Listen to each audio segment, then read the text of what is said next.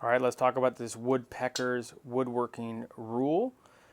As opposed to using a tape measure, this is going to be a far more accurate way to measure your workpiece before you make any cuts. This is the large one, if you will. It does both inches, and then when flipped around, you can see that you get the metric system as well.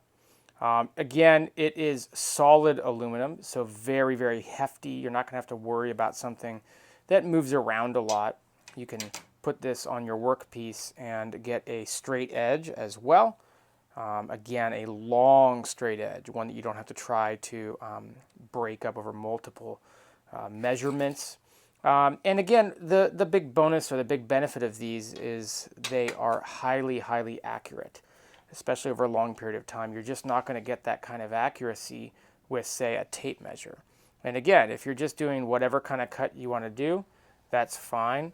But as you get to where you need more and more precise measurements for precision woodworking, well, you're going to need something that's more precise. And so this is where a tape measure does not cut it, and you're going to want to use something like this.